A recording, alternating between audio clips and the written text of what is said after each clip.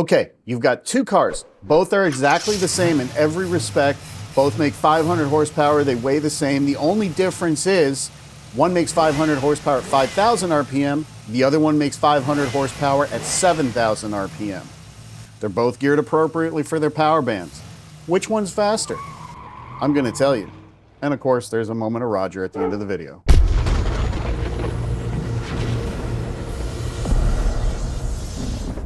All right, let's take a look at our two hypothetical cars. They both make 500 horsepower, but the one that makes 500 horsepower at 5,000 RPM is making 525 pound-feet of torque at 5,000 RPM. The one that's making 500 horsepower at 7,000 RPM is only making 375 pound-feet of torque. Logically, you would think, well, the one with more torque wins, right?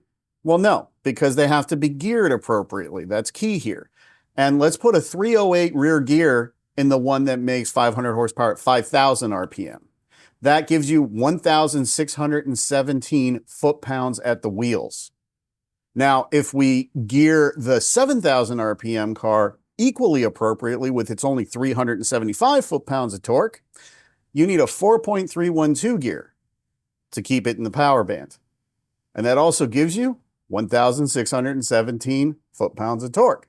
So the car that makes 500 horsepower at 7,000 RPM generally has a big advantage, and that advantage is the rotating assembly. The rotating assembly has to deal with less torque. Therefore, it can be lighter. And one thing that horsepower and torque and all these other things don't take into account is acceleration. Now, it's logical, right? So you have a lighter rotating assembly.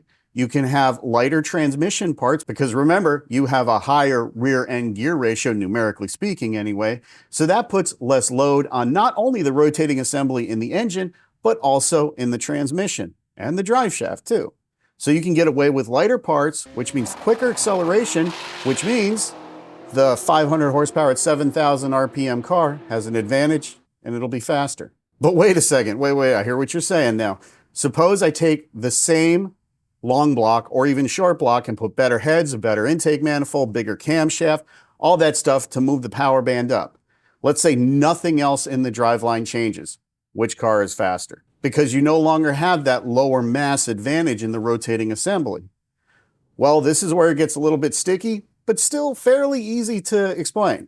The winner is going to be the 500 horsepower at 7,000 RPM car, if it has an automatic. Now, the reason for this is it's much easier to build a torque converter that's loose down low and tight up top, which is exactly what you want. You want your torque multiplication down low, but at the same time, you want to be able to lock up as much as possible because it's a fluid coupling up high. Now, modern transmissions do have lockup functions, and that does help, but you still have first and second gear where the torque converter is not locked up. So it's much, much easier to build a torque converter that is optimal for a higher RPM than it is for a lower RPM, making the 500 horsepower at 7,000 RPM car faster once again. So what about if you have a manual transmission in these things? Well, first of all, good luck with that. If you've been following performance numbers for OEM cars now for several years, the manual transmission cars are always slower. That's because a human just can't compete against an automatic transmission. There's just no chance. Plus, you can get by with actually fewer gears, but you can throw more gears into an automatic than you can with a stick. But in an automatic, the shifts happen super fast, like a tenth of a second fast. Now, the engine still has to wind down, and that happens against the torque converter and all that stuff. But even in a car that uses a power glide, which is effectively like, what, 50s technology technically? But of course, the power glide in the LTD is all new parts inside. It's all high-zoot stuff. But if you look at the data log, it completes its shift in about a quarter of a second. Now, that's not just the shift. That's also the engine going back down and starting to reaccelerate again. There's no way you're going to match that with a manual. But let's say our two cars are both equipped with manual transmissions. This time, it becomes a driver's race. So whoever is able to shift faster, put more power to the ground with less tire slip is going to win. That is, of course, assuming that the drive lines have the same rotating mass now. So generally speaking, the 500 horsepower at 7,000 RPM car is going to win.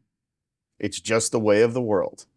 So thanks for watching and coming along on this theoretical ride, and give me a thumbs up and subscribe if you haven't. There's a lot more fun stuff coming up. And you know what?